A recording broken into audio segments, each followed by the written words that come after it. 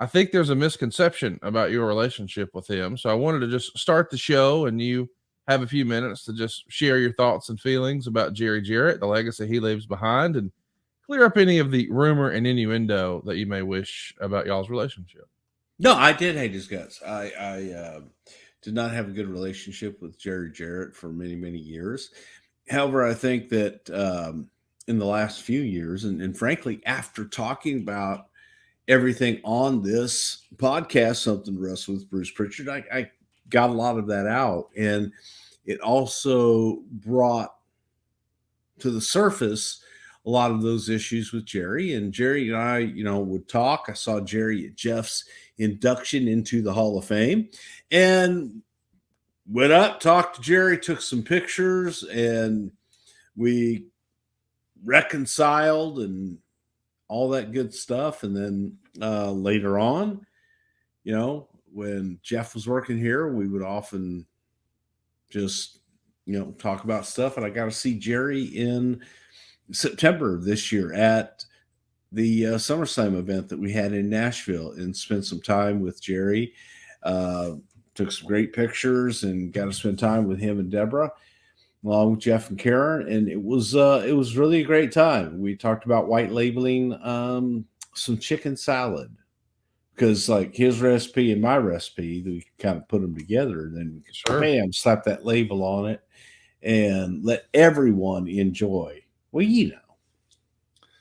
I love that. I know that, we're not here to talk about or rehash old negative stuff, but when you came in hot there today and you said, "Oh, I did hate his guts," I think a lot of people immediately go to, "Oh, he hated his guts because he felt like he was being replaced and he was going to come take Vince's spot and blah, blah, blah." The reality is there was a family issue that we've touched on before, and it is available in the archives, but it wasn't a professional thing. It was a, "Hey, man, why'd you say that? That affected me and my family." And he, of course, says he didn't realize that. And listen, bygones be bygones. I had nothing but great experience with Jerry, and I'm sure you here's did. the other thing, Conrad, is that no matter what, no matter how you feel at one time as you get older in life, and hopefully, if people are watching this or listening to this that are younger, that they will realize, man, you don't hold grudges, you don't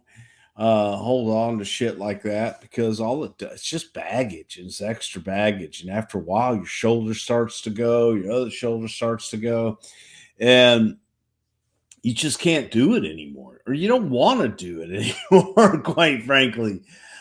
So why hang on to it? Why drag it all down? So when it was funny when I learned of Jerry's passing, I waited until the family made the announcement and just sent out a picture of myself with Jerry from August SummerSlam and said, "R.I.P. Jerry, rest in peace, man." And I hope he is resting in peace. But I got a lot of backlash. Oh, you hated his guts. You did this. At a time like that, when you may not agree with somebody, but it's like Ultimate Warrior. This is another good example. Ultimate Warrior had family, had a wife and kids, and it was sad.